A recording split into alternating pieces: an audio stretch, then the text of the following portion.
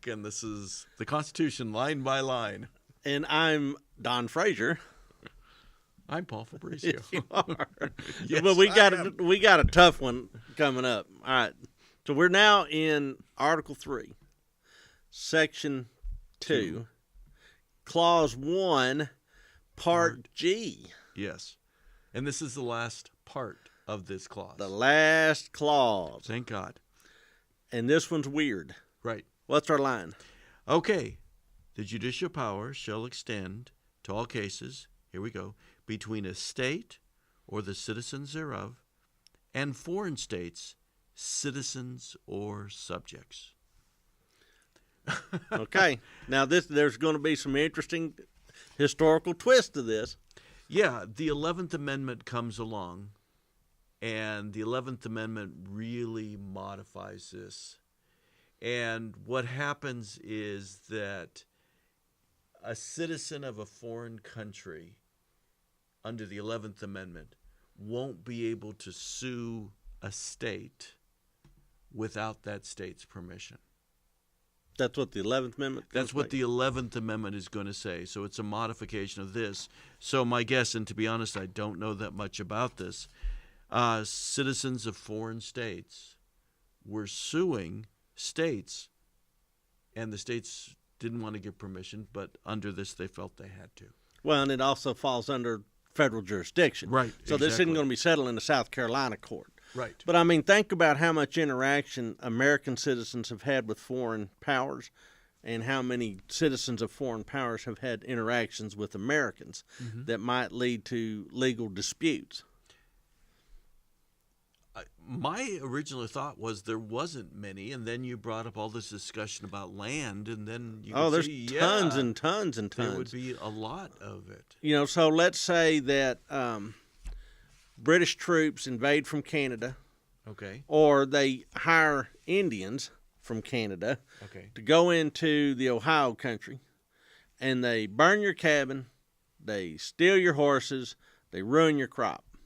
Who do you sue? Who do you sue? Well, you sue Canada. And where do you sue? And where do you sue? Well, it's in the federal court system, and that becomes an extension of international relations. Yes. Which is appropriate. But there is a number of times when the federal government, especially in the case of Texas, assumed claims against foreign powers by citizens of the newly annexed territory. One more time. All right. So let's say that you're an Anglo colonist in Texas and you have some legal claims against Mexico, but now all of a sudden you're an American citizen. Those claims didn't go away. You're still missing your farm and your horses. For instance, during the Texas Revolution, the Mexican army came through and burned a lot of stuff. Well, you want compensation for your stuff. Right. Well, that's now a federal issue. Were there cases that arose out of the Revolutionary War? Oh, absolutely. So, Tories. Think about those guys. All right, so these guys are foursquare against the United States. Yeah, but they're here in the United States. Well, they're in the United colonists. States, and they have been deprived of their property by the American rebel government. And so part of what ends up happening is you have British subjects, and what they'll do is they'll move out of the United States and move to Canada and move back to Great Britain, but they want to be compensated for the stuff that was taken from them, seized from them.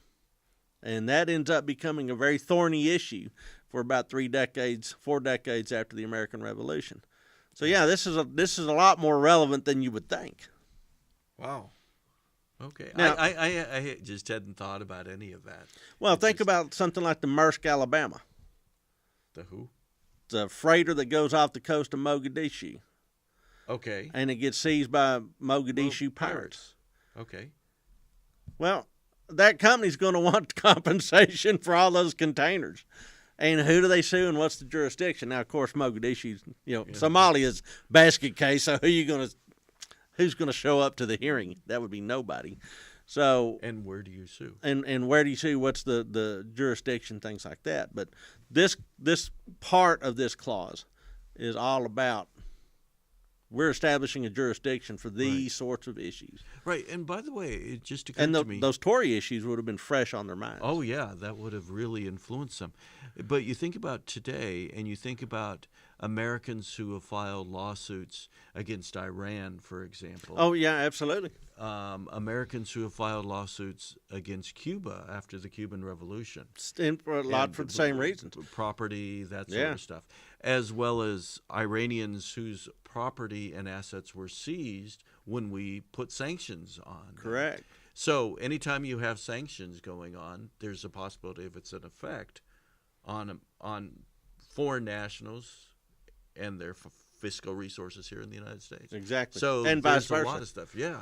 So federal courts, your job. Yeah, and good luck. And they had this sort of glaring example of how to compensate Tories for loss of property. Yeah. Just sitting right there in front of them as they're writing this. Yeah. Okay. So an interesting line. It is. And we'll pick up. Now we're heading into section 3.